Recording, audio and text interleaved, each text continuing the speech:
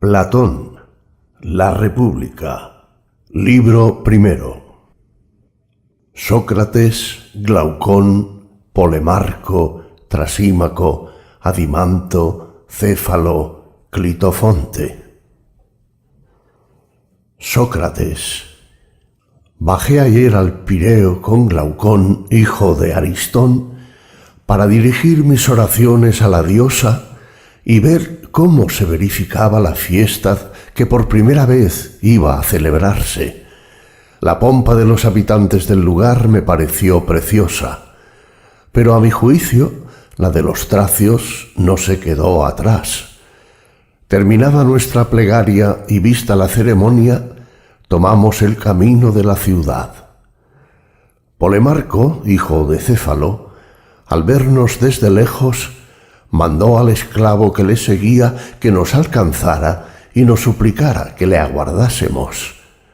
El esclavo nos alcanzó y tirándome por la capa dijo: «Polemarco os suplica que le esperéis». Me volví y le pregunté dónde estaba su amo. «¿Me sigue? Esperadle un momento». «Le esperamos», dijo Glaucón.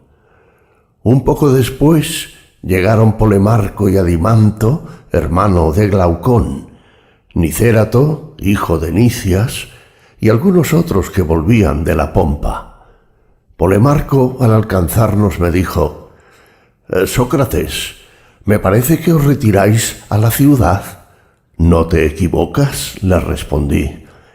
«¿Has reparado cuántos somos nosotros?» «¿Cómo no? Pues o sois más fuertes que nosotros, o permaneceréis aquí. Y no hay otro medio, que es convenceros de que tenéis que dejarnos marchar. ¿Cómo podríais convencernos si no queremos escucharos?» «En efecto», dijo Glaucón, «entonces no es posible». «Pues bien, estad seguros de que no os escucharemos». «¿No sabéis», dijo Adimanto, «que esta tarde la carrera de las antorchas encendidas en honor de la diosa se hará a caballo?» «¿A caballo? Es una cosa nueva». «¿Cómo? ¿Correrán a caballo teniendo en la mano las antorchas que en la carrera habrán de entregar los unos a los otros?» «Sí, y además habrá una velada que merece la pena de verse. Iremos allá después de cenar y pasaremos el rato alegremente con muchos jóvenes que allí encontraremos. Quedaos, pues, y no os hagáis más de rogar». «Ya veo que es preciso quedarse», dijo Glaucón. «Puesto que lo quieres así, nos quedaremos». Nos fuimos, pues, a la casa de Polemarco, donde encontramos a sus dos hermanos, Lisias y Eutidemo, con Trasímaco de Calcedonia, Carmántides del pueblo de Peanea y Clitofonte, hijo de Aristónimo. Céfalo, padre de Polemarco, también estaba allí. Hacía mucho tiempo que no lo había visto y me pareció muy envejecido. Estaba sentado, apoyada su cabeza en un cojín, y llevaba en ella una corona, porque en aquel mismo día había hecho un sacrificio doméstico. Junto a él nos situamos en los asientos que estaban colocados en círculos. Apenas me vio Céfalo, me saludó y me dijo: «Sócrates, muy pocas veces vienes al Pireo, a pesar de que nos darías mucho gusto en ello. Si yo tuviese fuerzas para ir a la ciudad, no te haría falta venir aquí, sino que iríamos a verte. Como no es así, has de venir con más frecuencia a verme, porque debes saber que a medida que los placeres del cuerpo me abandonan, encuentro mayor encanto en la conversación. Ten pues conmigo este miramiento y al mismo tiempo conversarás con estos jóvenes sin olvidar por eso a un amigo que tanto te aprecia. Yo, Céfalo, me complazco infinito en conversar con los ancianos, como se hallan al término de una carrera que quizá habremos de recorrer nosotros un día, me parece natural que averigüemos de ellos si el camino es penoso o fácil. Y puesto que tú estás ahora en esa edad que los poetas llaman el umbral de la vejez, me complacería mucho que me dijeras si consideras semejante situación como la más penosa de la vida o cómo la calificas. Por Zeus, Sócrates, te diré mi pensamiento sin ocultarte nada. Me sucede muchas veces, según el antiguo proverbio, que me encuentro con muchos hombres de mi edad y toda la conversación por su parte se reduce a quejas y lamentaciones. Recuerdan con sentimiento los placeres del amor, de la mesa y todos los demás de esta naturaleza que disfrutaban en su juventud. Se afligen de esta pérdida como si fuera la pérdida de los más grandes bienes. La vida de entonces era dichosa, dicen ellos, mientras que la presente no merece ni el nombre de vida. Algunos se quejan, además, de los ultrajes a que les expone la vejez de parte de los demás. En fin, hablan sólo de ella para acusarla, considerándola causa de 1000 males. Tengo para mí, Sócrates, que no dan en la verdadera causa de esos males, porque si fuese sólo la vejez, debería producir indudablemente sobre mí y sobre los demás ancianos los mismos efectos, porque he conocido a algunos de carácter bien diferente, y recuerdo que encontrándome en cierta ocasión con el poeta Sófocles, como le preguntaran en mi presencia si la edad le permitía aún gozar de los placeres del amor y estar en compañía de mujer, «Dios me libre», respondió, «ha largo tiempo he sacudido el yugo de ese furioso y brutal tirano». Entonces creía que decía la verdad, y la edad no me ha hecho mudar de opinión. La vejez, en efecto, es un estado de reposo y de libertad respecto de los sentidos. Cuando la violencia de las pasiones se ha relajado y se ha amortiguado su fuego, se ve uno libre, como decía Sófocles, de una multitud de furiosos tiranos. En cuanto a las lamentaciones de los ancianos que se quejan de los allegados, hacen muy mal, Sócrates, en achacarlos a su ancianidad, cuando la causa es su carácter. Con cordura y buen humor, la vejez es soportable, pero con un carácter opuesto, lo mismo la vejez que la juventud son desgraciadas.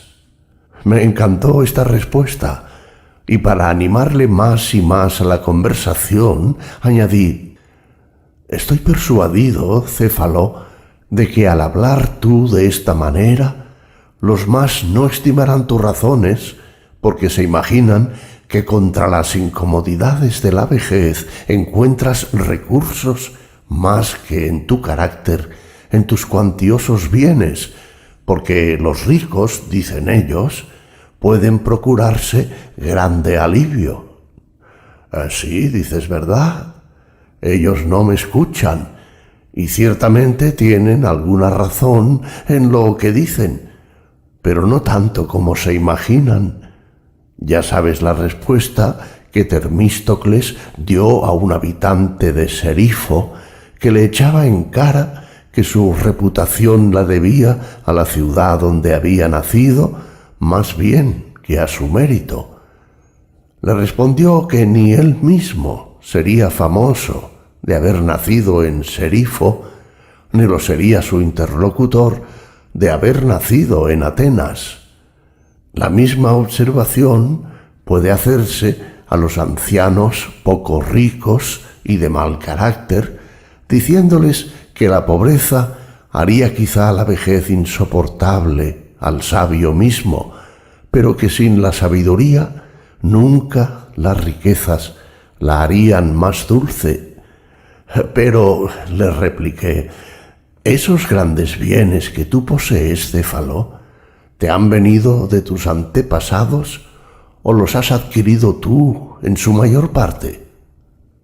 ¿Qué he adquirido yo, Sócrates?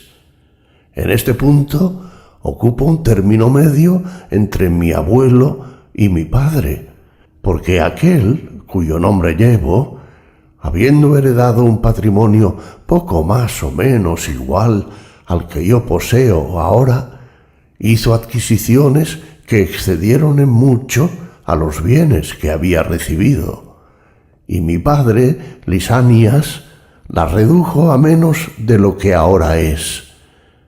Yo me daré por contento si mis hijos encuentran, después de mi muerte, una herencia que no sea inferior, sino algo superior a la que yo encontré a la muerte de mi padre.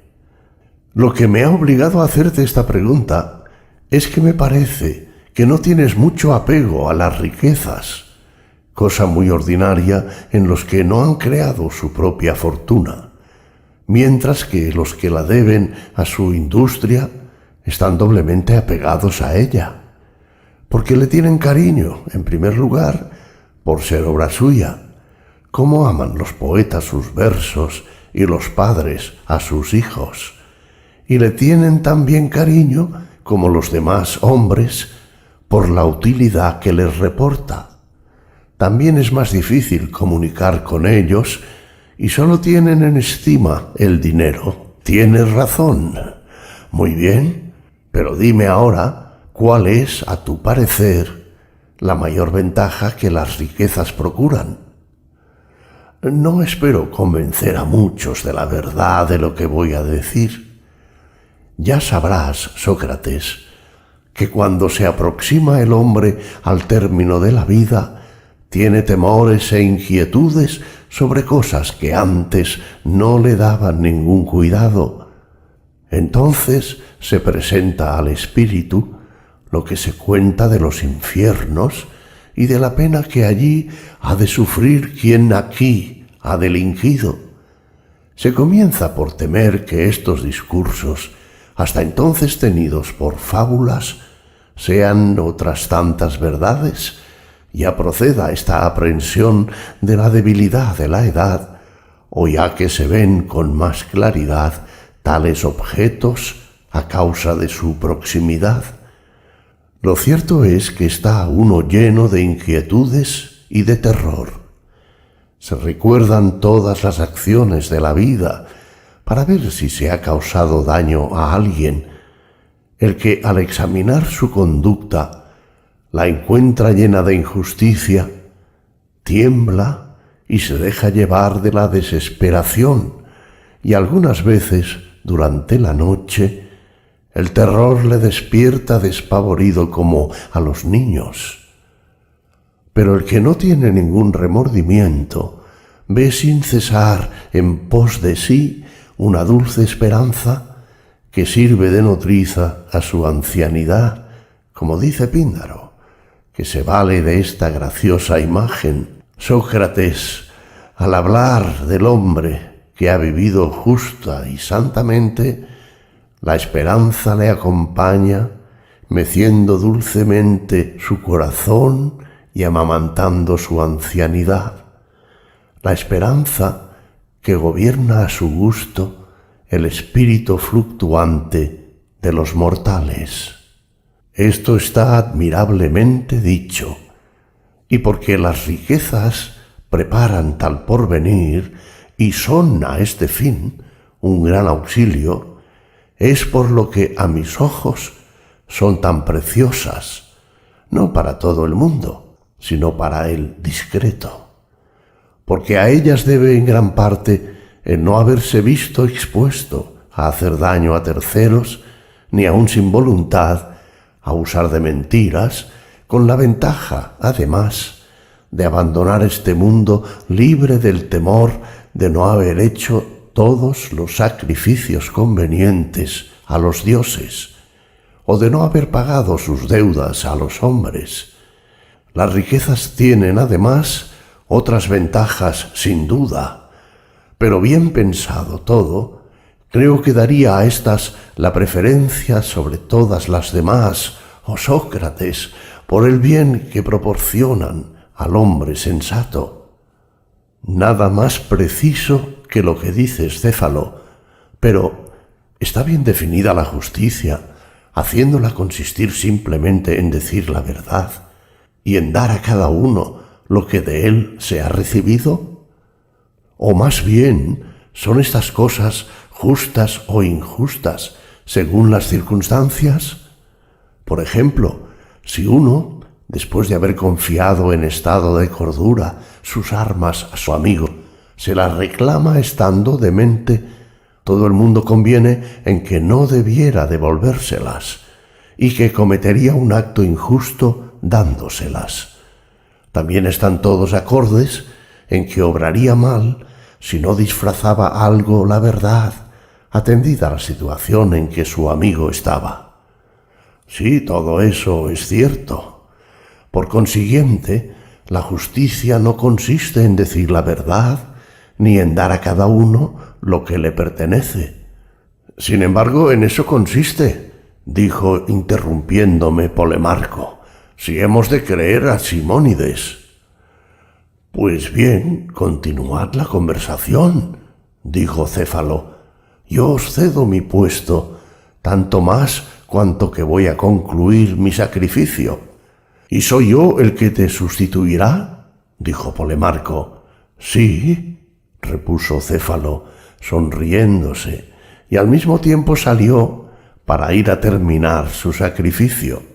Dime pues, Polemarco, puesto que ocupas el lugar de tu padre, lo que dice Simónides de la justicia, y dime también en qué compartes su opinión.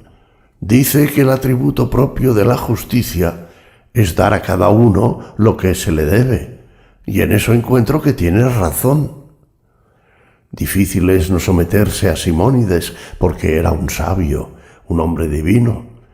Pero, ¿entiendes quizá, Polemarco, lo que quiere decir con esto?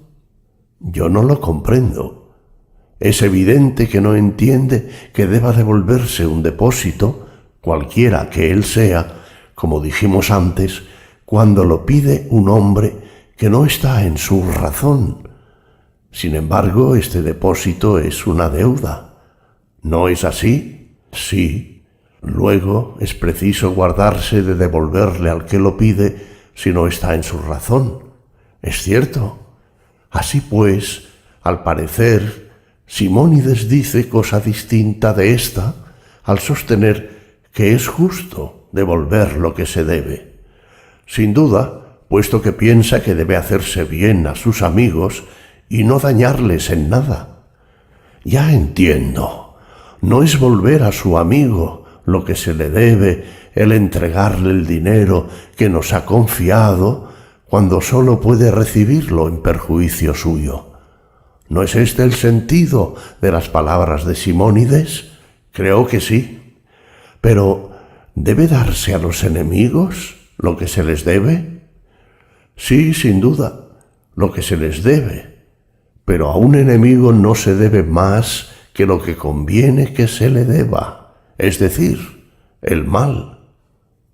Simónides, por lo tanto, se ha explicado como poeta y de una manera enigmática sobre la justicia, puesto que ha creído, al parecer, que consistía en dar a cada uno lo que le conviene, aunque lo haya expresado como lo debido.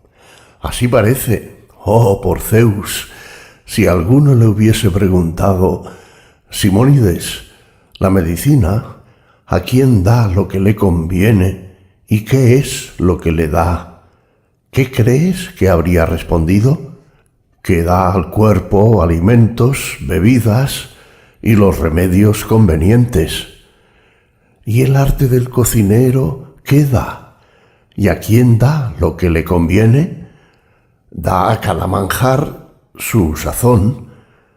Y este arte, que se llama justicia, ¿Qué da y a quién da lo que le conviene?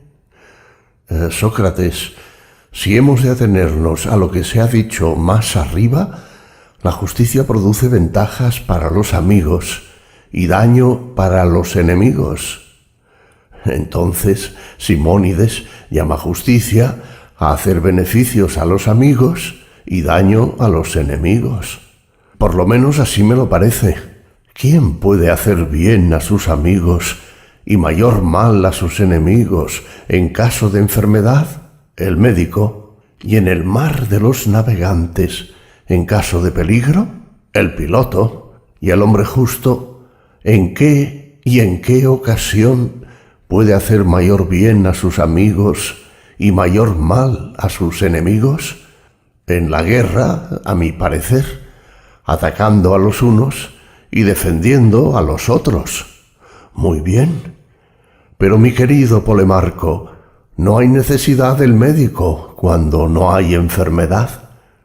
Eso es cierto. Ni del piloto cuando no se navega. También es cierto. Por la misma razón, ¿es inútil el hombre justo cuando no se hace la guerra? No, yo no lo creo. Entonces la justicia ¿sirve también para tiempo de paz?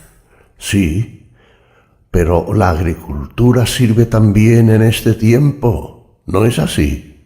Sí. ¿En la recolección de los frutos de la tierra? Sí.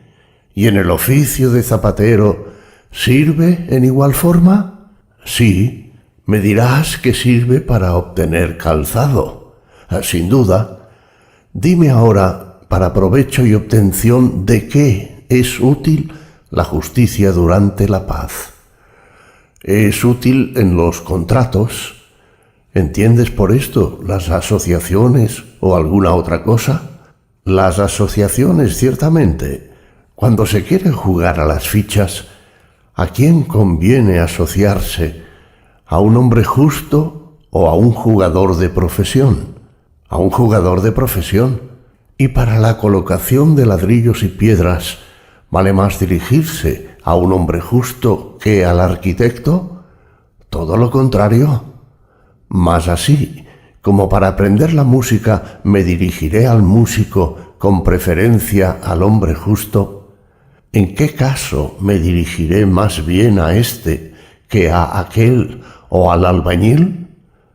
Cuando se trate de emplear dinero, me parece. Quizá no cuando sea preciso hacer uso de él, porque si quiero comprar o vender un caballo en unión con otro, me asociaré con preferencia a un chalán. Yo pienso lo mismo, y con el piloto o el armador, si se trata de una nave. Sí, ¿en qué, pues, me será el hombre justo particularmente útil cuando quiera yo dar con otro algún destino a mi dinero? Cuando se trate, Sócrates, de ponerlo en depósito y de conservarlo. Es decir, cuando no quiera hacer ningún uso de mi dinero, sino dejarlo ocioso. Sí, verdaderamente. De esa manera la justicia me será útil cuando mi dinero no me sirva para nada. Al parecer, luego la justicia me servirá cuando sea preciso conservar una podadera en común o particularmente, pero si quiero servirme de ella, me dirigiré al viñador, en buena hora. Asimismo, me dirás que si quiero guardar un broquel o una lira, la justicia me será buena para esto, pero que si quiero servirme de estos instrumentos, deberé cultivar la música o el arte militar. Forzosamente y en general, trátese de la cosa que se quiera, la justicia me será inútil siempre que quiera servirme de esa cosa, y útil cuando no me sirva de ella. Quizá, pero querido mío, la justicia no es de gran importancia si solo es útil para las cosas de que no hacemos uso. Atiende a lo que te voy a decir. El que es el más diestro para dirigir los golpes, sea en la guerra, sea en la lucha, ¿no lo es también para librarse de los que le dirijan? Sí, el que es hábil para preservarse de una enfermedad y prevenirla, ¿no es al mismo tiempo el más capaz de pasarla a otro? Eso creo. ¿Quién es el más a propósito para guardar un campamento? ¿No lo es el que sabe robar los planes y los proyectos del enemigo? Sin duda. Por consiguiente, el mismo hombre que es a propósito para guardar una cosa, lo es también para robarla. Así parece. Luego, si el justo es a propósito para guardar el dinero, lo será también para disiparlo. Por lo menos es una consecuencia de lo que acabamos de decir. Luego, el hombre justo es un bribón. Esta idea pudiste tomarla de Homero, que alaba mucho a Autólico, abuelo materno de Ulises, y dice que superó a todos los hombres en el arte de robar y de engañar. Por consiguiente, según Homero, Simónides y tú, la justicia no es otra cosa que el arte de robar para hacer bien a los amigos y mal a los enemigos. ¿No es así como tú lo entiendes? No, por Zeus, no sé lo que he querido decir. Me parece, sin embargo, que la justicia consiste siempre en favorecer a sus amigos y dañar a sus enemigos. Pero, ¿qué entiendes por amigos? ¿Son los que nos parecen hombres de bien o los que lo son en realidad, aun cuando no los juzguemos tales? Otro tanto digo de los enemigos. Me parece natural amar a los que se cree buenos y aborrecer a los que se cree malos. No es frecuente que los hombres se engañen sobre este punto y tengan por hombre de bien al que lo es solo en la apariencia, o por un bribón al que es hombre de bien. Convengo en ello. Aquellos a quienes esto sucede tienen por enemigos hombres de bien y por amigos hombres malos. Así, respecto de ellos, la justicia consiste en hacer bien a los malos y mal a los buenos. Así parece, pero los buenos son justos e incapaces de dañar a nadie. Así es justo por consiguiente, según dices, causar mal a los que no nos lo causan. Nada de eso, Sócrates, y es un crimen decirlo. Luego será preciso decir que es justo hacer daño a los injustos y hacer bien a los justos. Eso es más conforme a la razón de lo que decíamos antes. De aquí resultará, Polemarco, que para todos aquellos que se engañan en los juicios que forman de los hombres, será justo dañar a sus amigos, porque los mirarán como malos, y hacer bien a sus enemigos por la razón contraria. Conclusión completamente opuesta a lo que supusimos que decía Simónides. La consecuencia es necesaria, pero alteremos algo la definición que hemos dado del amigo y del enemigo, porque no me parece exacta. ¿Qué era lo que decíamos, Polemarco? Dijimos que nuestro amigo es el que nos parece hombre de bien. ¿Qué alteración quieres hacer? Quisiera decir que nuestro amigo debe, a la vez, parecernos hombre de bien y serlo realmente, y que el que lo parece sin serlo solo es nuestro amigo en apariencia. Lo mismo debe decirse de nuestro enemigo. En este concepto el verdadero amigo será el hombre de bien y el malo el verdadero enemigo. Sí, ¿quieres por consiguiente que mudemos algo lo que dijimos tocante a la justicia al decir que consistía en hacer bien al amigo y mal al enemigo, y que añadamos que es justo hacer bien al amigo que sea bueno y mal al enemigo que sea malo? Sí, encuentro eso muy en su lugar. Pero ¿es posible que el hombre justo haga mal a otro hombre, cualquiera que él sea? Sin duda, debe hacerlo a los perversos y malvados. Cuando se maltrata a los caballos, ¿se hacen peores o mejores? Se hacen peores, pero ¿se hacen tales en la virtud que es propia de esta especie de animales o en la que es propia de los perros? En la propia de los caballos. Y así también los perros, cuando reciben daño, se hacen peores respecto no a la virtud de los caballos, sino a la de los perros, por fuerza. ¿No diremos igualmente que los hombres a quienes se causa mal se hacen peores en la virtud que es propia del hombre? Sin duda. ¿No es la justicia la virtud propia del hombre?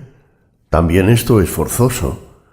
Así pues, mi querido amigo, necesariamente los hombres a quienes se causa mal se han de hacer más injustos. Eso parece.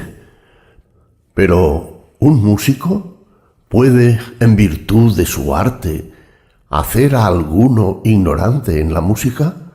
No, eso es imposible. Un picador puede, mediante su arte, hacer de alguno un mal jinete. No, imposible.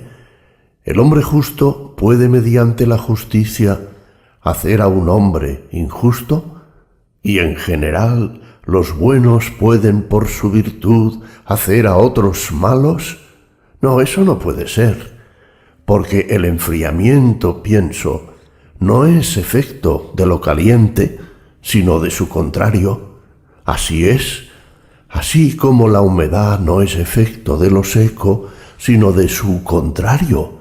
Sin duda, el efecto de lo bueno no es tampoco el dañar. Este es el efecto de su contrario. Exacto. Pero, ¿el hombre justo es bueno? Seguramente. Luego no es propio del hombre justo, Polemarco, el dañar ni a su amigo ni a ningún otro, sino que lo es de su contrario, es decir, del hombre injusto. Me parece, Sócrates, que tienes razón. Por consiguiente, si alguno dice que la justicia consiste en dar a cada uno lo que se le debe, y si por esto entiende que el hombre justo no debe más que mal a sus enemigos, así como bien a sus amigos, este lenguaje no es el propio de un sabio, porque no es conforme a la verdad, y nosotros acabamos de ver que nunca es justo hacer daño a otro. Estoy de acuerdo, y si alguno se atreve a sostener que semejante máxima es de Simónides, de Biante, de Pítaco o de cualquier otro sabio, tú y yo lo desmentiremos. Estoy dispuesto a ponerme de tu lado. ¿Sabes de quién es esta máxima? ¿Que es justo hacer bien a sus amigos y mal a sus enemigos? ¿De quién? Creo que es de Periandro, de Pérdicas, de Jerjes, de Ismenias el Tébano, o de cualquier otro rico y supuestamente poderoso. ¿Dices verdad? Sí, pero puesto que la justicia y lo justo no consisten en esto, ¿en qué consisten? Durante nuestra conversación, Trasímaco había abierto muchas veces la boca para interrumpirnos. Los que estaban sentados cerca de él se lo impidieron, porque querían oírnos hasta la conclusión. Pero cuando nosotros cesamos de hablar, no pudo contenerse, y volviéndose de repente, se vino a nosotros como una bestia feroz para devorarnos. Polemarco y yo nos sentimos como aterrados, y él, alzando la voz en medio de todos, dijo: «Sócrates, ¿a qué viene toda esa palabrería? ¿A qué ese pueril cambio de mutuas concesiones? ¿Quieres saber sencillamente lo que es la justicia? No te limites a interrogar y a procurarte necia gloria de refutar las respuestas de los demás. ¿No ignoras que es más fácil interrogar que responder? Respóndeme ahora tú, ¿qué es la justicia? Y no me digas qué es lo que conviene, lo que es útil, lo que es ventajoso, lo que es lucrativo, lo que es provechoso. Responde neta y precisamente, porque yo no admitiré vaciedades como buenas respuestas. Al oír estas palabras, yo quedé como absorto. Le miraba temblando y creo que hubiera perdido el habla si él me hubiera mirado primero. Pero yo había fijado en él mi vista en el momento en que estalló su cólera. De esta manera me consideré en estado de poderle responder y le dije, no sin algún miedo: Trasímaco, no te irrites contra nosotros. Si Polemarco y yo hemos errado en nuestra conversación, vive persuadido de que ha sido contra nuestra intención. Si buscáramos oro, no nos cuidaríamos de engañarnos uno a otro, haciendo así imposible el descubrimiento. Y ahora que nuestras indagaciones tienen un fin mucho más precioso que el oro, esto es, la justicia, ¿nos crees tan insensatos que gastemos el tiempo en engañarnos en lugar de consagrarnos seriamente a descubrirla? Guárdate de pensar así, querido mío. No por eso dejo de conocer que esta indagación es superior a nuestras fuerzas. Y así, a vosotros todos, que sois hombres entendidos, debe inspiraros un sentimiento de compasión y no de indignación nuestra flaqueza. Por Heracles, replicó Trasímaco con una risa sarcástica. He aquí la ironía acostumbrada de Sócrates. Sabía bien que no responderías, y ya había prevenido a todos que apelarías a tus conocidas mañas y que harías cualquier cosa menos responder. Avisado eres, Trasímaco.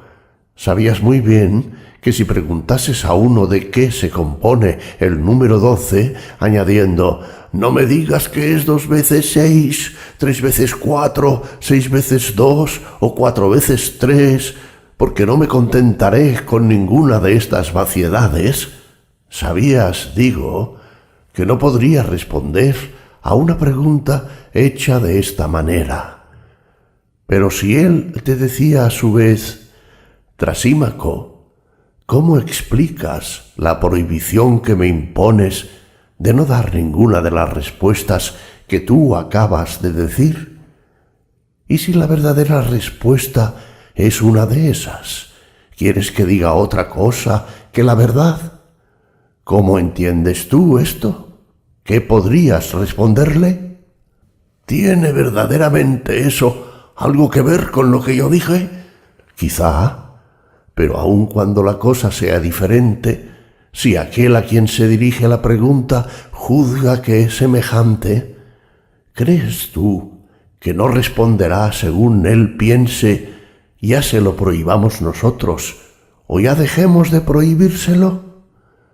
¿Es esto lo que tú intentas hacer? ¿Vas a darme por respuesta una de las que te prohibí, desde luego, que me dieras? Bien examinado todo, no tendré por qué sorprenderme si lo hago así. Y bien, si te hago ver que hay una respuesta tocante a la justicia mejor que ninguna de las precedentes, ¿a qué te condenas? A la pena que merecen los ignorantes, es decir, a aprender de los que son más entendidos que ellos. Me someto con gusto a esa pena. En verdad que eres complaciente, pero además de la pena de aprender, ¿me darás dinero? Sí, cuando lo tenga. Nosotros lo tenemos, dijo Glaucón. Si es el dinero lo que te detiene, habla, Trasímaco. Todos nosotros pagaremos por Sócrates.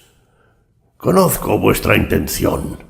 Queréis que Sócrates, según su costumbre, en lugar de responder, me interrogue y me haga caer en contradicciones. Pero, de buena fe, ¿qué respuesta quieres que te dé quien, en primer lugar, no sabe ninguna ni la oculta? En segundo, un hombre nada despreciable ha prohibido todas las respuestas que podían darle. A ti te toca más bien decir lo que es la justicia, puesto que te alabas de saberlo. Y así no te hagas rogar. Responde por amor a mí y no hagas desear a Glaucón y a todos los que están aquí la instrucción que de ti esperan. En el momento de decir yo esto, Glaucón y todos los presentes le conjuraron para que se explicara.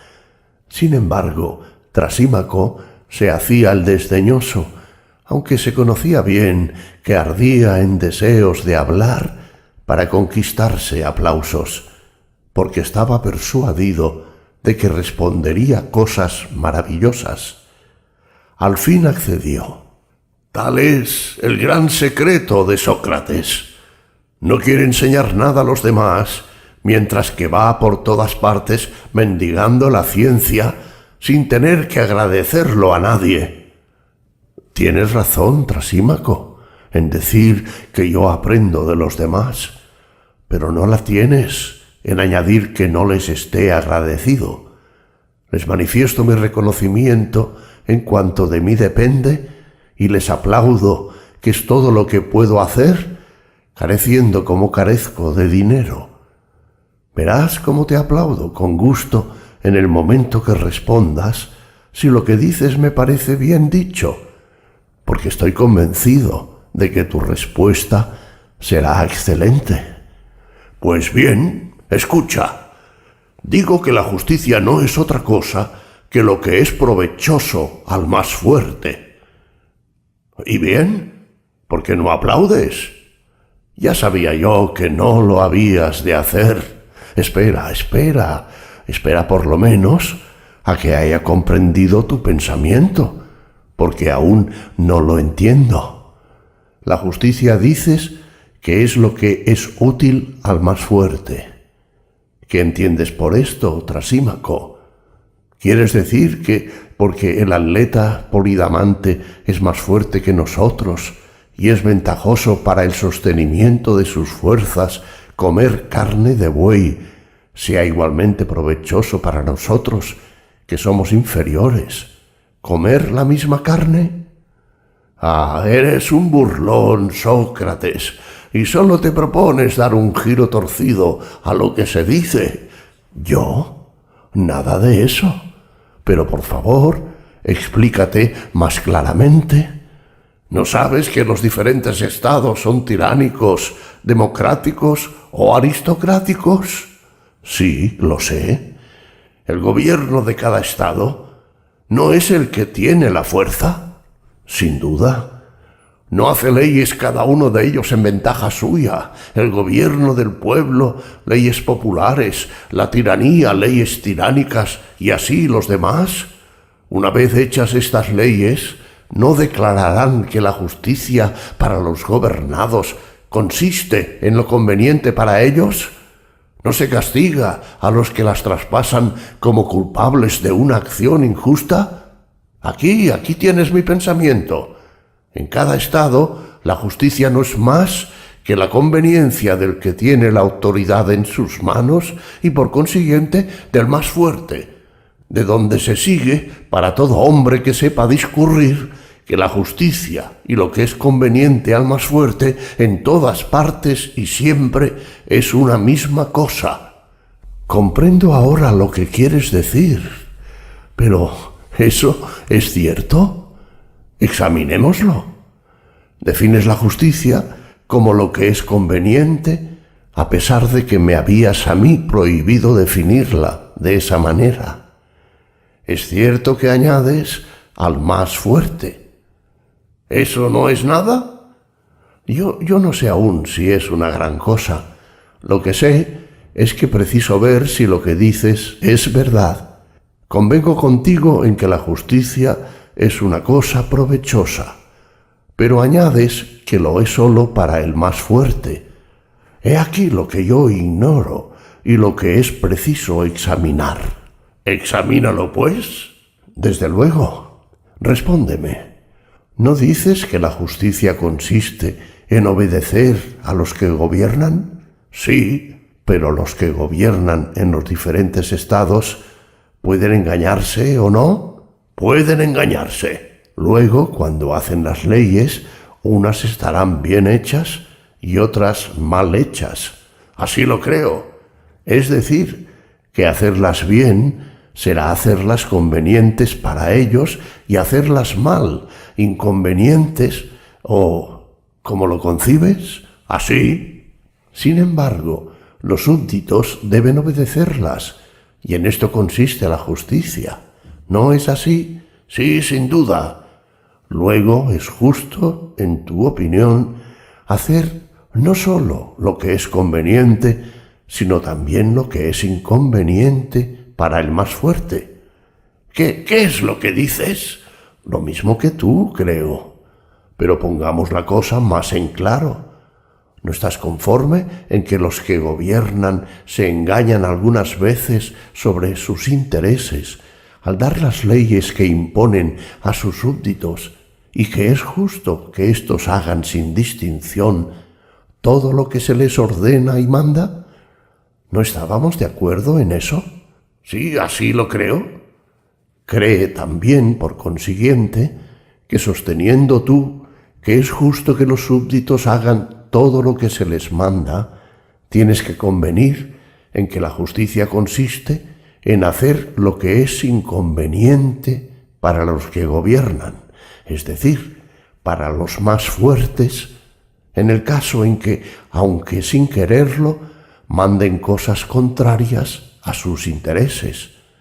De aquí no debe concluirse, sapientísimo Trasímaco, que es justo hacer todo lo contrario de lo que decías al principio, puesto que en este caso lo que se ordena y manda al más débil es inconveniente para el más fuerte. Sí, por Zeus. Eso es evidente, Sócrates. Sin duda, puesto que tú lo atestiguas, repuso Clitofonte. ¿Qué necesidad tiene de testigos? El propio Trasímaco conviene en que los que gobiernan mandan algunas veces cosas contrarias a sus intereses y que es justo, hasta en este caso, que los súbditos obedezcan. Trasímaco ha dicho solo que era justo que los súbditos hiciesen lo que se les ordenaba a Polemarco, pero también Clitofonte que la justicia es lo que es conveniente para el más fuerte. Habiendo sentado estos dos principios, convino enseguida en que los más fuertes hacen algunas veces leyes contrarias a sus intereses para que las ejecuten los inferiores por ellos gobernados. Y hechas estas concesiones, se sigue que la justicia es lo mismo lo que es conveniente que lo que es inconveniente para el más fuerte, pero por conveniencia del más fuerte. Ha entendido lo que al más fuerte cree serle conveniente, y esto es, en su opinión, lo que el inferior debe practicar, y en lo que consiste la justicia. Trasímaco no se ha explicado de ese modo, dijo Polemarco. No importa. Si Trasímaco hace suya esta explicación, nosotros la admitiremos. Dime pues, Trasímaco, ¿entiendes así la definición que has dado de la justicia? ¿Quieres decir que la justicia es lo que el más fuerte estima su conveniencia, tanto si le conviene como si no? ¿Diremos que esas fueron tus palabras? ¿Yo? No, nada de eso dije. ¿Crees que llamé yo más fuerte al que se engaña en tanto que se engaña?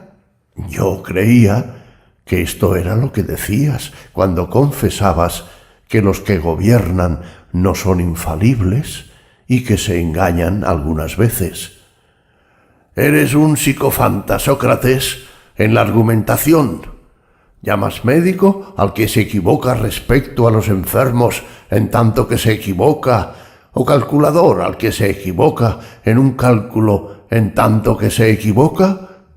Es cierto que se dice el médico, el calculador, el gramático se han engañado, pero ninguno de ellos se engaña nunca en tanto que él es lo que decimos que es. Y hablando rigurosamente, puesto que es preciso hacerlo contigo, ningún profesional se engaña, porque no se engaña sino en tanto que su saber lo abandona, y entonces ya no es profesional. Así sucede con el sabio y con el hombre que gobierna, aunque en el lenguaje ordinario se diga: el médico se ha engañado, el gobernante se ha engañado. Aquí tienes mi respuesta precisa. El que gobierna, considerado como tal, no puede engañarse. Lo que ordena es siempre lo más ventajoso para él, y eso mismo es lo que debe ejecutar el que a él está sometido.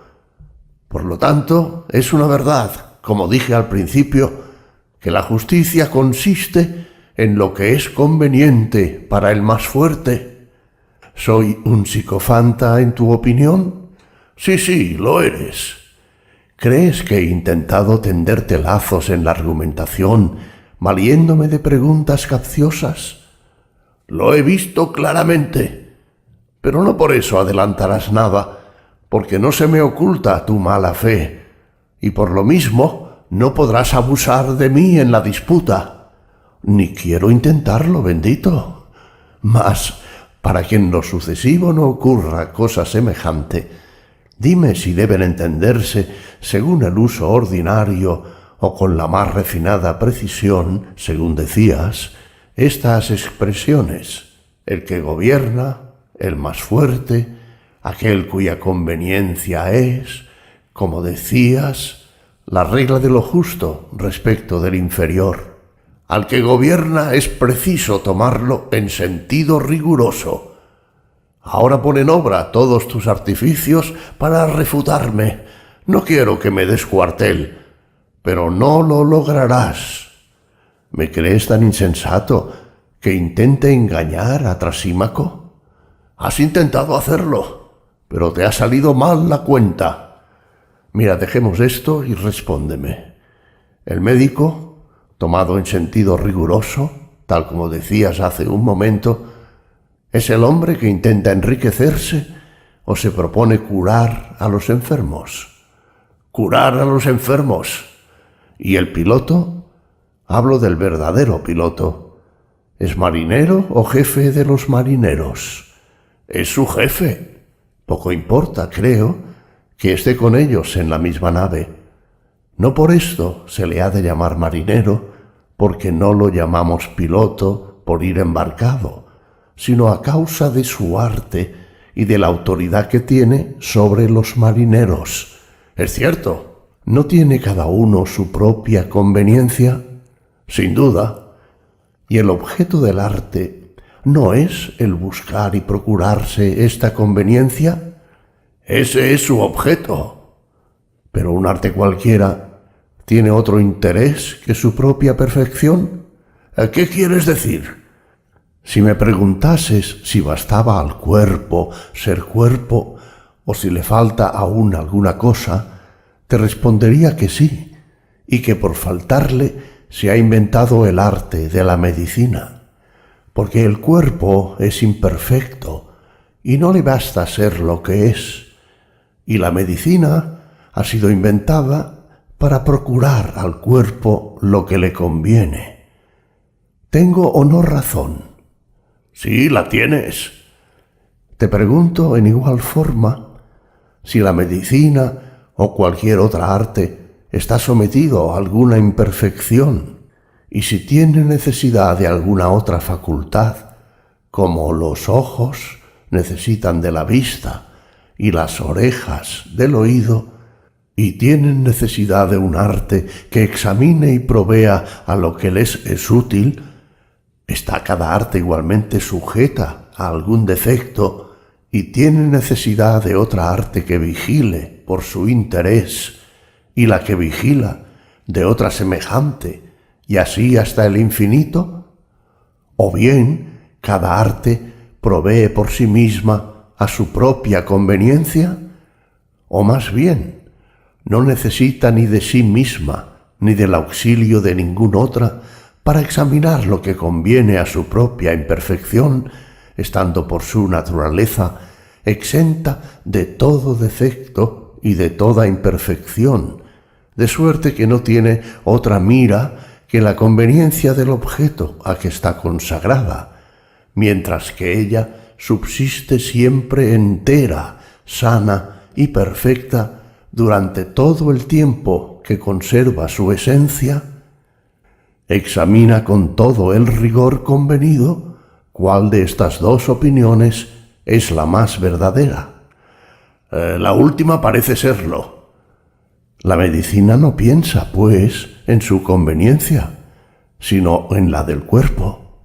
Así es. Sucede lo mismo con la equitación, que no se interesa por sí misma, sino por los caballos. Y lo mismo otras artes, que no teniendo necesidad de nada para ellas mismas, se ocupan únicamente de la ventaja del objeto sobre que se ejercitan. Así parece.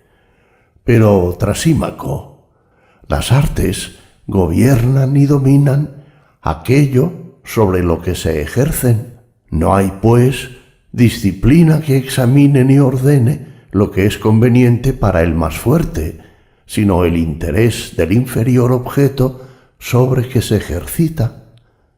Al pronto Trasímaco quiso negarlo, pero al fin se vio obligado a admitir este punto como el anterior, y una vez admitido, dije: por lo tanto, el médico, como médico, no se propone ni ordena lo que es una ventaja para él, sino lo que es ventajoso para el enfermo, porque estamos conformes en que el médico, como médico, gobierna el cuerpo y no es mercenario.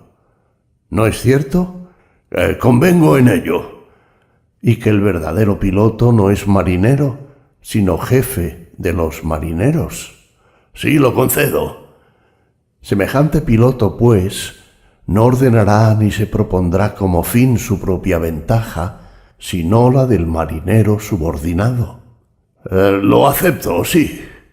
Por consiguiente, Trasímaco, todo hombre que gobierna, considerado como tal, y cualquiera que sea la naturaleza de su autoridad, jamás examina ni ordena lo conveniente para él, sino para el gobernado y sujeto a su arte. A este punto es al que se dirige, y para procurarle lo que le es conveniente y ventajoso, dice todo lo que dice y hace todo lo que hace. Llegados aquí, y viendo todos los presentes claramente que la definición de la justicia era diametralmente opuesta a la de Trasímaco, éste, en lugar de responder, exclamó: «Dime, Sócrates, ¿tienes nodriza?» «¿A qué viene eso? ¿No sería mejor que respondieras en vez de hacer semejantes preguntas?» «No, lo digo porque te deja mocoso y sin haberte sonado. Tienes verdaderamente necesidad de ello, cuando no sabes siquiera lo que son ovejas y lo que es un pastor». «¿Por qué razón?» «Porque crees que los pastores o vaqueros piensan en el bien de sus ovejas y vacas y que las engordan y las cuidan, teniendo en cuenta otra cosa que su interés o el de sus amos. También te imaginas que los que gobiernan, entiendo siempre los que gobiernan verdaderamente, tienen respecto de sus súbditos otra idea que la que tiene cualquiera respecto a las ovejas que cuida, y que día y noche se ocupan de otra cosa que de su provecho personal. Estás tan adelantado acerca de lo justo y de lo injusto que ignoras que la justicia es en realidad un bien ajeno, conveniencia del poderoso que manda y daño para el súbdito que obedece, que la justicia es lo contrario y ejerce su imperio sobre las personas justas que por sencillez ceden en todo ante el interés del más fuerte y sólo se ocupan en cuidar los intereses de éste abandonando a los suyos. He aquí, hombre inocente, cómo es preciso tomar las cosas. El hombre justo siempre lleva la peor parte cuando se encuentra con el hombre injusto. Por lo pronto, en las transacciones y negocios particulares, hallarás siempre que el injusto gana en el trato y que el hombre justo pierde. En los negocios públicos, si las necesidades del Estado exigen algunas contribuciones, el justo, con fortuna igual, suministrará más que el injusto. Si, por el contrario, hay algo en que se gane el provecho, todo es para el hombre injusto. En la administración del Estado, el primero, porque es justo, en lugar de enriquecerse a expensas del Estado, dejará que se pierdan sus negocios domésticos a causa del abandono en que los tendrá, y aún se dará por contento si no le sucede algo peor. Además, será odioso a sus amigos y parientes porque no querrá hacer por ellos nada que no sea justo. El injusto alcanzará una suerte enteramente contraria, porque teniendo, como se ha dicho, un gran poder, se vale de él para dominar constantemente a los demás. Es preciso fijarse en un hombre de estas condiciones para comprender cuánto más ventajosa es la injusticia que la justicia. Conocerás mejor esto si consideras la injusticia en su más alto grado, cuando tiene por resultado hacer muy dichoso al que la comete y muy desgraciados a los que son sus víctimas, que no quieren devolver injusticia por injusticia. Hablo de la tiranía que se vale del fraude y de la violencia con ánimo de apoderarse, no poco a poco y como en detalle, de los bienes de otro, sino echándose de un solo golpe y sin respetar lo sagrado ni lo profano sobre las fortunas particulares y la del Estado.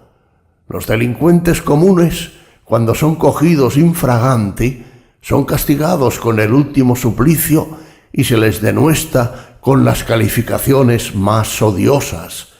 Según la naturaleza de la injusticia que han cometido, se les llama sacrílegos, secuestradores, butroneros, estafadores o ladrones.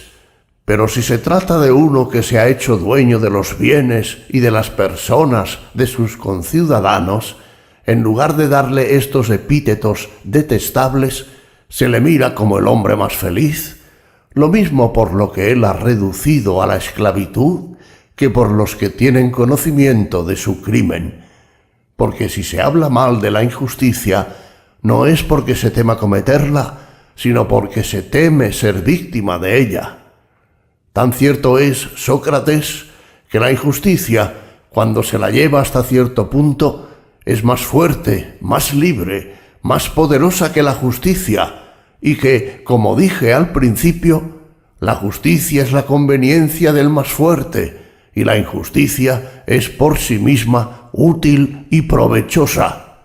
Trasímaco, después de habernos, a manera de un bañero, inundado los oídos con este largo y terrible discurso, se levantó con ademán de marcharse, pero los demás le contuvieron y le comprometieron a que diera razón de lo que acababa de decir. Yo también se lo suplicaba con instancia y le decía: «Pues qué, divino Trasímaco, puedes imaginarte salir de aquí después de lanzarnos un discurso semejante. No es indispensable que antes aprendamos nosotros de ti, o que tú mismo veas si las cosas pasan como tú dices. ¿Crees que es de tan poca importancia el punto que nos ocupa? No se trata de decidir la regla de conducta que cada uno debe seguir para gozar durante la vida la mayor felicidad posible. ¿Quién os ha dicho que yo piense de otra manera?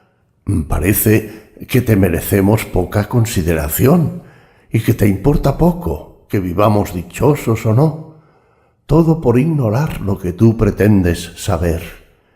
Instrúyenos, por favor, y no perderás el beneficio que nos hagas, siendo tantos como somos. En cuanto a mí, declaro que no pienso como tú y que no podré persuadirme jamás de que sea más ventajosa la injusticia que la justicia, aunque tenga todo el poder del mundo para obrar impunemente. Dejemos, amigo, que el injusto tenga el poder de hacer el mal, sea por fuerza o sea por astucia. Nunca creeré que su condición sea más ventajosa que la del hombre justo. No soy seguramente el único de los presentes que piensa así. Pruébanos, por lo tanto, de una manera decisiva, que estamos en un error al preferir la justicia a la injusticia. ¿Y cómo quieres que yo lo pruebe? Si lo que he dicho no te ha convencido, ¿qué más puedo decir en tu obsequio? ¿Es preciso que yo haga que mis razones entren por fuerza en tu espíritu? No, por Zeus, pero por lo pronto, sostente en lo que has dicho, o si mudas algo, hazlo con franqueza y no trates de sorprendernos, porque volviendo a lo que se dijo antes, ya ves, Trasímaco, que después de haber definido el médico con la mayor precisión, tú no te has creído en el deber de definir con la misma exactitud el verdadero pastor. Nos has dicho que el pastor, como pastor, no tiene cuidado de su ganado por el ganado mismo, sino como un glotón dispuesto al banquete para su propio regalo o para venderlo como mercader, no como pastor. Pero esto es contrario a su profesión de pastor, cuyo único fin es procurar el bien del ganado que le ha sido confiado, porque en tanto que esta profesión conserve su esencia, es perfecta en su género, y para esto tiene todo lo que necesita. Por la misma razón creía yo que no podíamos menos de convenir en que toda administración, sea pública o privada, debe ocuparse únicamente del bien de la cosa que ha tomado a su cargo. ¿Crees, en efecto, que los que gobiernan los estados, entiendo los que merecen este título, estén muy contentos mandando? Por Zeus, que no lo creo, sino que estoy seguro de ello. ¿Cómo? ¿No has observado, Trasímaco, respecto a los otros cargos públicos, que nadie quiere ejercerlos por lo que ellos son, sino que se exige un salario, por entender que por su naturaleza solo son útiles a aquellos sobre los que se ejercen? Y dime, te lo suplico, ¿no se distinguen unas de otras las artes por sus diferentes efectos? Y no contestes, bendito mío, contra tu opinión, a fin de que adelantemos algo. Eso es distinto. Cada una de ellas procura a los hombres una utilidad que le es propia, no común a otras. La medicina, la salud, el pilotaje, la seguridad en la navegación, y así todas las demás. ¿No es así? Sí, sin duda. Y la ventaja que procura el arte del mercenario, ¿no es el salario? Este es el efecto propio de este arte. ¿Confundes la medicina con el pilotaje? O si quieres continuar hablando en términos precisos, como hiciste al principio, dirás que el pilotaje y la medicina son la misma cosa, porque un piloto recobre la salud ejerciendo su arte a causa de lo saludable que es el navegar. No, por cierto, tampoco dirás que el arte del mercenario y el del médico son la misma cosa, porque ocurra que el mercenario goce de salud ejerciendo su arte. No, tampoco. Y la profesión del médico será la misma que la del mercenario, porque el médico exija alguna recompensa por la cura de los enfermos. Pues no. ¿No hemos reconocido que cada arte tiene su utilidad particular? Sí, si existe una utilidad común a todos los practicantes de un arte, es evidente que sólo puede proceder de algo idéntico que todos ellos añaden al arte que ejercen. Seguramente es así. Digamos, pues, que el salario que reciben los artistas lo adquieren en calidad de mercenarios. No lo tengo claro. Por consiguiente, no es su arte el que da origen a este salario, sino que, hablando con exactitud, es preciso decir que el objeto de la medicina es dar la salud, y el del mercenario rendir un salario, y el de la arquitectura construir casas. Y si el arquitecto recibe un salario, es porque además es mercenario. Lo mismo sucede en las demás artes. Cada una de ellas produce su efecto propio, siempre en ventaja del objeto a que se aplica. En efecto, ¿qué provecho sacaría un artista de su arte si lo ejerciese gratuitamente? Ninguno, me parece. ¿Su arte dejaría de aprovecharle si trabajara gratis? Creo que sí le aprovecharía. Así pues, Trasímaco, es evidente que ningún arte, ninguna autoridad consulta su propio interés, sino, como ya hemos dicho, el interés de su objeto, es decir, del más débil y no del más fuerte. Esta es la razón que he tenido, Trasímaco, para decir que nadie quiere gobernar ni curar los males de otro gratuitamente, sino que exige una recompensa, porque si alguno quiere ejercer su arte como es debido, no trabaja para sí mismo, sino en provecho del gobernado. Por esto, para comprometer a los hombres a que ejerzan el mando, ha sido preciso proponerles alguna recompensa, como dinero, honores o un castigo si rehúsan aceptarlo. ¿Cómo entiendes eso, Sócrates?, dijo Glaucón. Yo conozco bien las dos especies primeras de recompensas, pero no ese castigo cuya exención propones como una tercera clase de recompensa. ¿No conoces entonces la propia de los sabios, la que les decide a tomar parte en los negocios públicos? ¿No sabes que ser interesado o ambicioso es cosa vergonzosa y que por tal se tiene? Sí, lo sé. Por eso, los sabios no quieren tomar parte en los negocios con ánimo de enriquecerse ni de tener honores, porque temerían que se les mirara como mercenarios si exigían manifiestamente algún salario por el mando, o como ladrones si convertían los fondos públicos en su provecho. Tampoco tienen en cuenta los honores, porque no son ambiciosos. Es preciso, pues, que se les obligue a tomar parte en el gobierno so pena de algún castigo.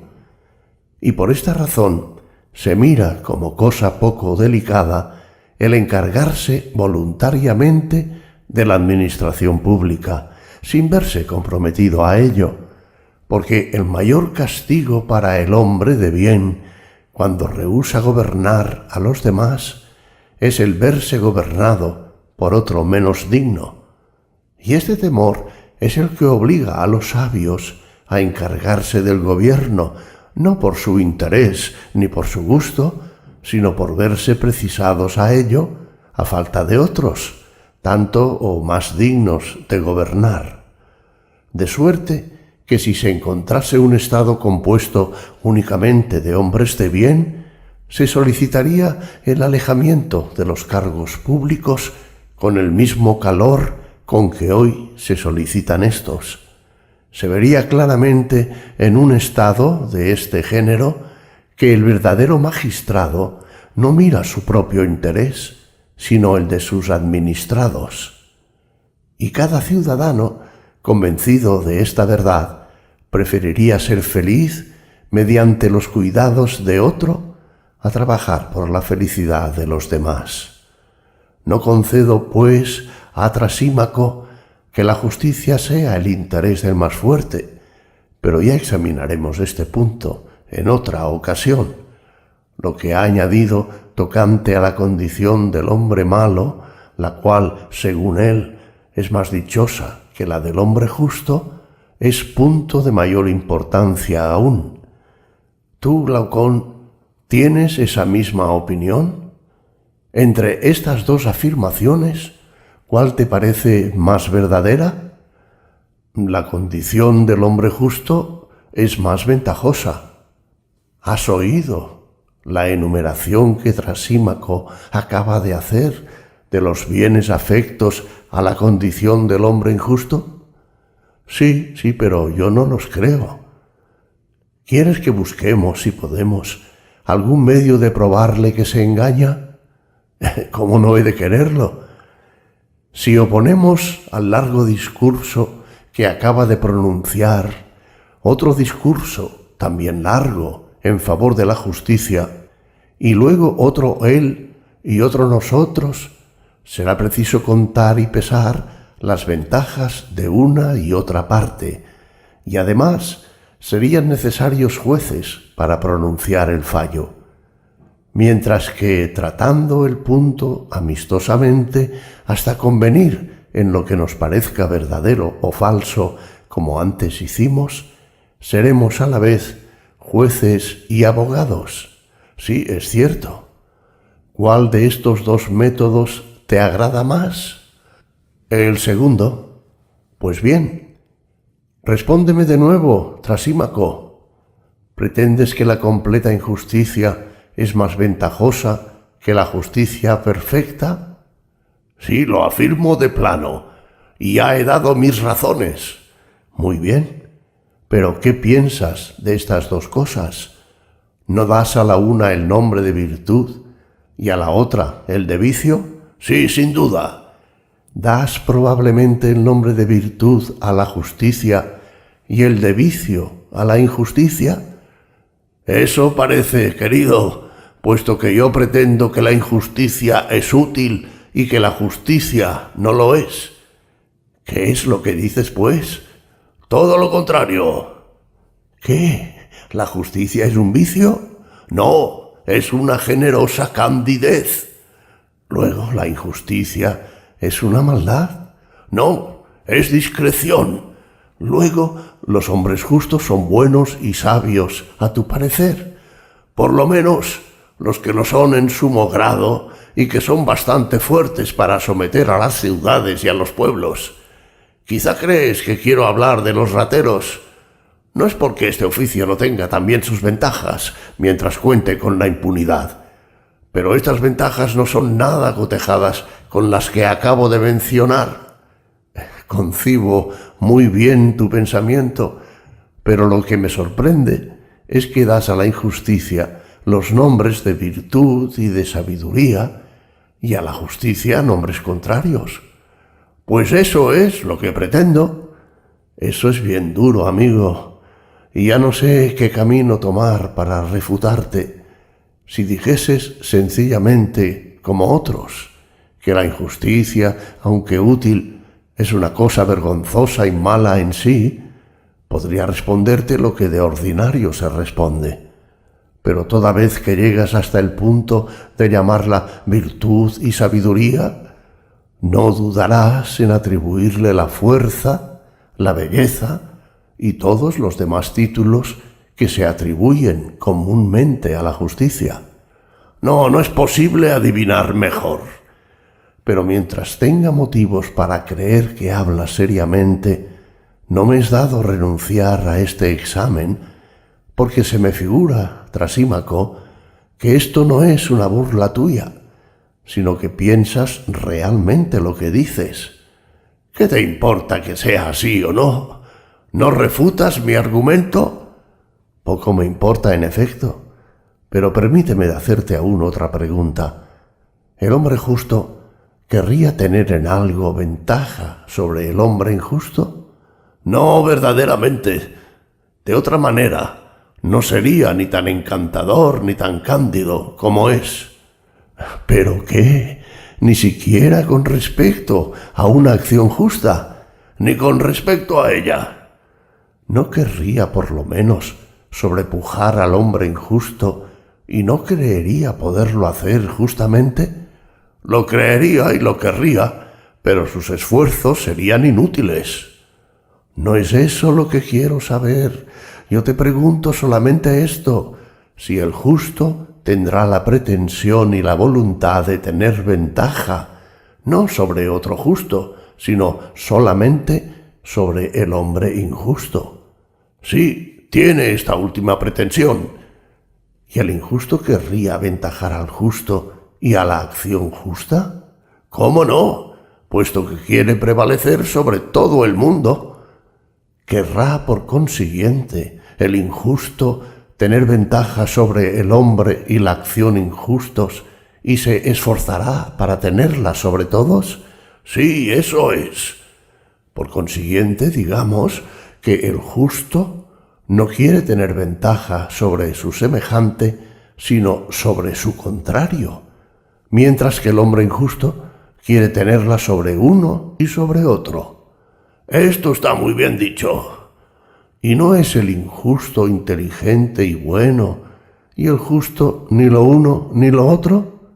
También es exacto. El hombre injusto se parece, por consiguiente, al hombre inteligente y bueno, y el justo no se parece a éste.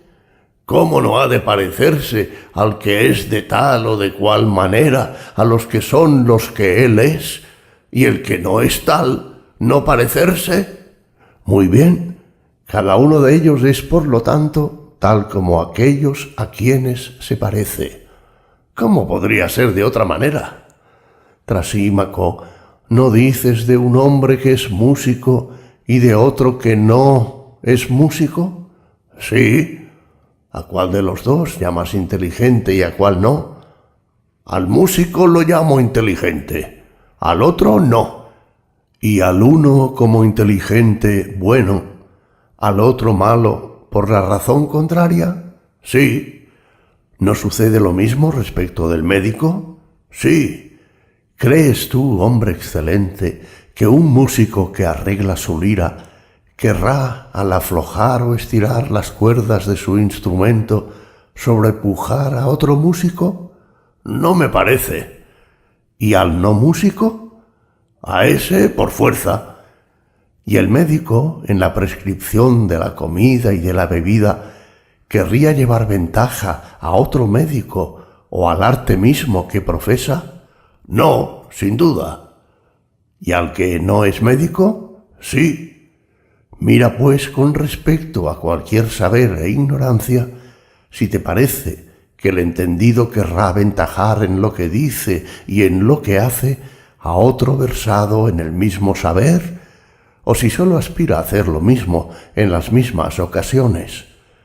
Podrá suceder que así sea. El ignorante no quiere, por el contrario, tener ventajas sobre el entendido y sobre el ignorante. Probablemente. ¿Pero el entendido es sabio? Sí. ¿Y el sabio es bueno? Sí. Por lo tanto, el que es bueno y sabio no quiere tener ventaja sobre su semejante, sino sobre su contrario. Así parece. Mientras que el que es malo e ignorante quiere tener ventaja sobre el uno y sobre el otro. Es cierto. ¿No nos ha parecido, Trasímaco, que el injusto quiere tener ventaja sobre su semejante y sobre su desemejante? ¿No era eso lo que decías? Lo he dicho. ¿Y que el justo no quiere tener ventaja sobre su semejante y sí solo sobre su desemejante? Sí. Se parecen, pues, el justo al hombre sabio y bueno, y el injusto al que es malo e ignorante. Puede suceder. Pero hemos convenido en que ambos son como aquellos a quienes se parecen. Sí, hemos convenido en eso. Luego es evidente que el justo es bueno y sabio, y el injusto ignorante y malo. Trasímaco convino en todo esto, aunque no con tanta facilidad como yo lo refiero, pues le arranqué estas confesiones con un trabajo infinito. Sudaba en grande, con tanto más motivo cuanto que era verano, y entonces vi que por primera vez Trasímaco se ruborizaba. Pero cuando estuvimos de acuerdo en que la justicia es virtud y sabiduría, y la injusticia vicio e ignorancia, le dije: demos este punto por decidido. Pero además hemos dicho que la injusticia es fuerte. ¿Te acuerdas, Trasímaco? Sí, me acuerdo, pero no estoy satisfecho de lo que acabas de decir, y se me ocurre algo con que responderte, pero sé muy bien que solo con que abra la boca ya dirás que hago una arenga. Déjame, por lo tanto, la libertad de hablar, o si quieres interrogarme, hazlo. Te responderé sí y aprobaré o desaprobaré con signos de cabeza, como se hace en los cuentos de viejas. Pero te conjuro a que no digas nada contrario a lo que piensas. Puesto que no quieres que hable como es de mi gusto, diré lo que sea del tuyo. ¿Quieres más? Nada, nada, por Zeus, sino que si has de hacerlo así, así lo hagas. Voy a interrogarte. Interroga, pues. Te pregunto, pues, tomando el hilo de nuestra discusión, ¿qué es la justicia comparada con la injusticia? Me parece que has dicho que ésta era más fuerte y más poderosa que la justicia, pero si la justicia es sabiduría y virtud, me será fácil demostrar que es más fuerte que la injusticia, y no puede haber nadie que no convenga en ello, puesto que la injusticia es ignorancia. Pero sin detenerme en esta prueba tan fácil, Trasímaco, he aquí otra. No hay estados que llevan la injusticia hasta atentar contra la libertad de otros estados y someter muchos a la esclavitud. Sin duda los hay, pero eso sucede en un estado muy bien gobernado y que sabe ser injusto hasta el más alto grado. Sé que eso es lo que piensas. Lo que quería saber yo es si un estado que se hace dueño de otro estado puede llevar a cabo esta empresa sin emplear la justicia, o si se verá precisado a valerse de ella. Si la justicia es sabiduría, será preciso que este estado acuda a ella, pero si las cosas pasan como yo he dicho, empleará la injusticia. Te agradezco, Trasímaco, que me respondas explícitamente y no solo por signos de cabeza. Lo hago para complacerte. Lo agradezco, pero hazme el favor de decirme si un estado, un ejército o una cuadrilla de bandidos y ladrones o cualquier otra sociedad de este género podrían triunfar en sus empresas injustas si los miembros que la componen actuasen los unos respecto de los otros con injusticia. No podrían. Y si no se hiciera injusticia, ¿no les iría mejor? Desde luego. ¿No sería porque la injusticia da origen a sediciones, odios y combates entre unos y otros, al paso que la justicia mantiene entre los mismos la paz y la concordia? Lo concedo, para no disputar contigo. Haces bien, hombre excelente, pero dime si es propio de la injusticia el engendrar odios y disensiones en todas partes donde se encuentra.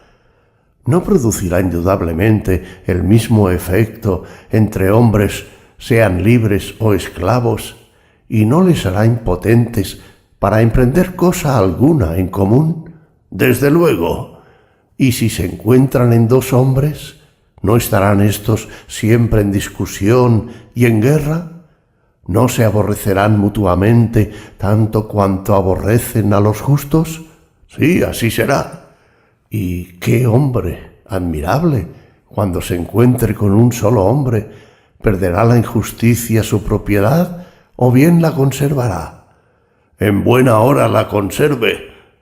Es tal, pues, el poder de la injusticia, ya se encuentre en un estado o familia, ya en un ejército o en cualquier otro lugar, que, en primer lugar, lo hace absolutamente impotente para emprender nada a causa de las querellas y sediciones que provoca, y en segundo lugar, lo hace enemigo de sí mismo y de todo lo que es a ello contrario, es decir, del hombre de bien. ¿No es esto verdad? Totalmente. Aun cuando no se encuentre más que en un hombre solo, producirá sus efectos naturales, le pondrá por lo pronto en la imposibilidad de obrar a causa de las sediciones que excitará y por la oposición continua en que lo pondrá consigo mismo, y será después su propio enemigo y el de todos los justos. ¿No es así? Sí, pero los dioses, amigo, ¿no son también justos? Luego el injusto será enemigo de los dioses, Trasímaco, y el justo será su amigo. Disfruta tranquilamente de tu argumentación. No me opondré a ella, a trueque de no tener que enredarme con los que nos escuchan. Lleva pues tu complacencia hasta el fin y continúa respondiéndome como hasta ahora. Acabamos de ver que los hombres de bien son mejores, más sabios y más capaces de actuar, mientras que los injustos no pueden emprender nada en unión de otros, y cuando hemos supuesto que la injusticia no les impedía ejecutar en común algún designio, esta suposición no descansaba en la verdad, porque si fueran totalmente injustos, emplearían mutuamente la injusticia, los unos contra los otros. Es evidente que conservan entre ellos un resto de justicia que les impide dañarse unos a otros, al mismo tiempo que causan daño a los demás, y que mediante la justicia es como llevan a cabo sus empresas. A la verdad, la injusticia es la que les hace idear empresas criminales, pero solo son malos a medias, porque los que son injustos a toda prueba están también en una imposibilidad absoluta de obrar. Así pasan las cosas, y no como dijiste tú al principio. Nos resta examinar si la condición del justo es mejor y más dichosa que la del injusto. Tengo motivos para creerlo conforme a lo que queda dicho, pero examinemos esta cuestión más a fondo, tanto más cuanto que no se trata de una bagatela, sino de lo que ha de ser la regla de nuestra vida. Examínala, pues. Es lo que voy a hacer. Respóndeme, ¿el caballo no tiene una función que le es propia? Sí. ¿No llamas función propia de un caballo o de cualquier otra cosa a aquello que no se puede hacer, o por lo menos hacer bien, sino por su medio? No entiendo. De otro modo, ¿puedes ver de alguna manera que no sea por los ojos? No, por cierto. ¿Oír de otra manera que por los oídos? En modo alguno. ¿Podremos decir, pues, con razón, que estas son sus funciones? Sí, sin duda. ¿Y qué? ¿Podrías cortar un sarmiento de una cepa con un cuchillo, un cincel o cualquier otro instrumento? ¿Cómo no? Pero con nada será más cómodo hacerlo que con una podadera fabricada expresamente para esto, creo yo. Sin duda. ¿No estableceremos, pues, que esta es su función propia? Así lo estableceremos. Comprenderás ahora, supongo, lo que últimamente inquiría. Si la función de una cosa es aquello que sólo ella puede hacer o hacerlo mejor que ninguna otra. Comprendo. y me parece que esa es efectivamente la operación propia de cada una. Muy bien, todo lo que tiene una función particular ¿no tiene igualmente una virtud que le es propia? Y volviendo a los ejemplos de que ya me he servido, ¿no dijimos que los ojos tienen su función? Así es. Luego, ¿tienen también una virtud que le es propia? También una virtud. ¿No hay también una operación propia de los oídos? Sí. Y por tanto, ¿hay también una virtud? También. ¿Y no ocurrirá lo mismo con todas las demás cosas? Así es. Detente un momento. ¿Podrían los ojos desempeñar sus funciones si no tuviesen la virtud que le es propia, o si, en lugar de esta virtud, tuviesen el vicio contrario? ¿Cómo habían de poder? Porque tú hablas sin duda del caso en que la ceguera hubiera sustituido a la facultad de ver. Cualquiera que sea la virtud de los ojos, poco importa. No es eso lo que yo quiero saber. Pregunto solo, en general, si cada cosa desempeña bien su función a causa de la virtud que le es propia y mal a causa del vicio contrario. ¿Verdad es lo que dices? De esa manera, los oídos, privados de esa virtud propia, ¿desempeñarán mal su función? Desde luego. ¿No puede decirse otro tanto de cualquier otra cosa? Yo lo pienso así. Sigamos y pasemos a esto otro. ¿No tiene el alma su función, que ninguna otra cosa que no sea ella puede realizar, como hacerse cargo, gobernar, deliberar y así lo demás? ¿Pueden atribuirse estas funciones a otra cosa que al alma? ¿No tenemos el derecho para decir que son propias de ella? De ninguna otra cosa. ¿Vivir no es una de las funciones del alma? Ciertamente. ¿El alma no tiene también su virtud particular? Eso diremos. El alma, privada de su propia virtud, ¿acaso podrá, Trasímaco, desempeñar bien sus funciones, o bien le resultará imposible? Imposible. Luego es una necesidad que el alma mala se haga cargo y gobierne mal. Por el contrario, que la que es buena haga bien todas esas cosas. Es necesario. Pero ¿no estamos de acuerdo en que la justicia es una virtud y la injusticia un vicio del alma? Sí, nos pusimos de acuerdo en eso. Por consiguiente, el alma justa y el hombre justo vivirán bien, y el hombre injusto vivirá mal. Así debe suceder, conforme tú dices. Pero el que vive bien es dichoso, el que vive mal lo contrario. ¿Cómo no? Luego el justo es dichoso y el injusto desgraciado. Sea, pero no es ventajoso ser desgraciado. Lo es, por el contrario, el ser dichoso. ¿Quién te dice que no? Luego jamás, bendito Trasímaco, será la injusticia más provechosa que la justicia. Regálate con esos discursos, Sócrates, y que este sea tu festín de las vendidias. Banquete por ti preparado, Trasímaco, que tanto te ha suavizado y que has desechado esa cólera que tenías contra mí. Sin embargo, no he sido tan agasajado como yo hubiera querido, pero la falta no es tuya, sino mía. Me ha sucedido lo que a los glotones, que se arrojan sobre todas las viandas que se les presentan y no saborean ninguna.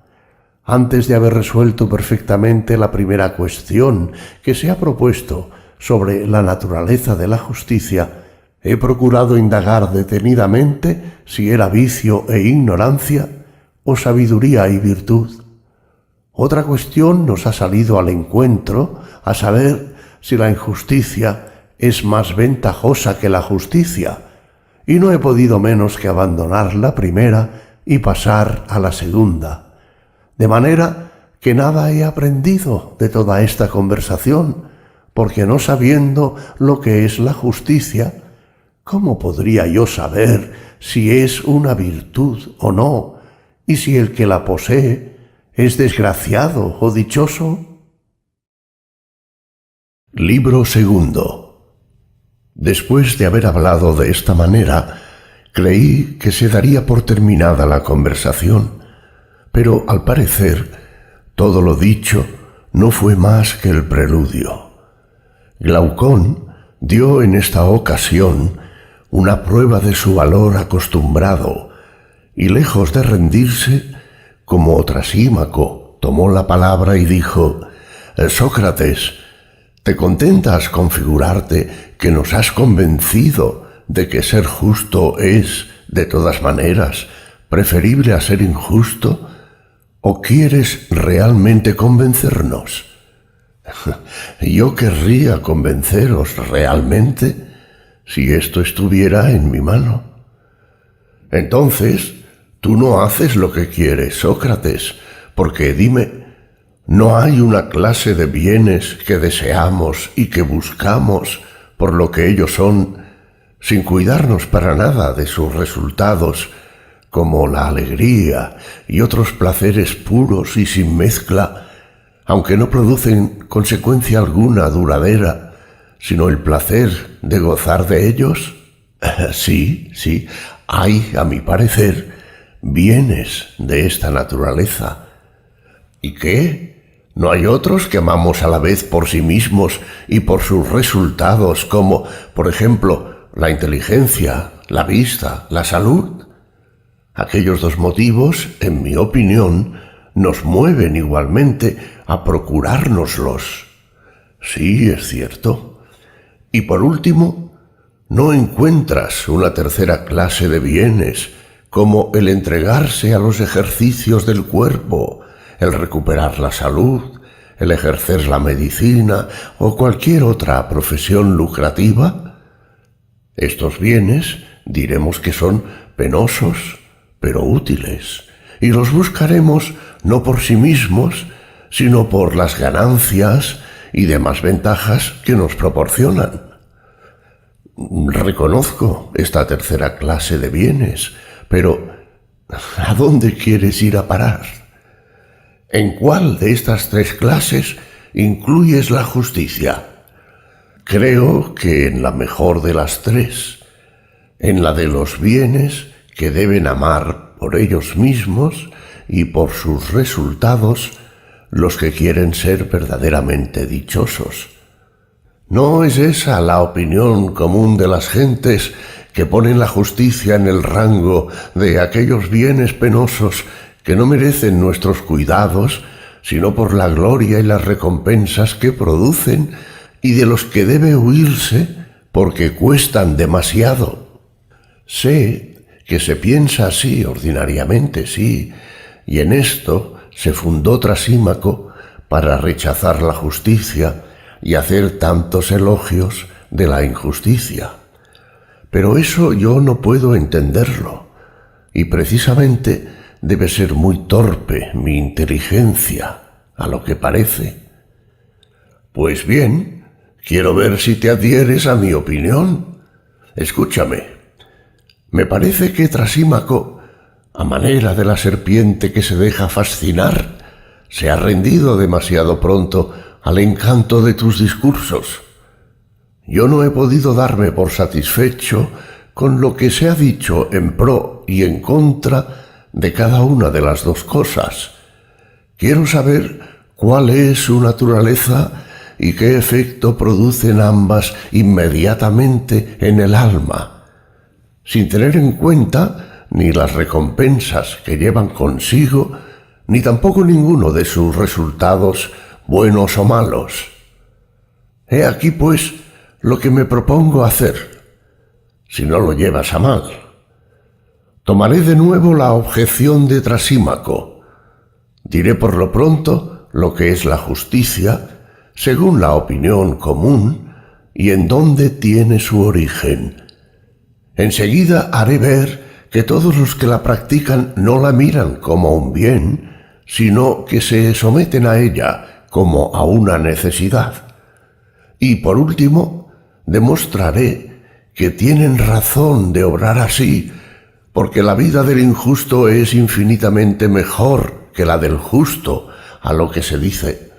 Porque yo, Sócrates, aún estoy indeciso sobre este punto, pues tan atronados tengo los oídos con discursos semejantes al de Trasímaco, que no sé a qué atenerme. Por otra parte, no he encontrado a ninguno que me pruebe cómo desearía que la justicia es preferible a la injusticia.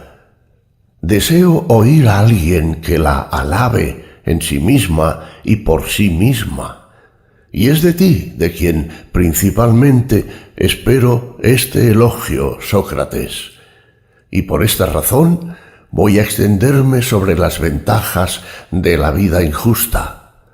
Así te indicaré el modo en que yo deseo oírte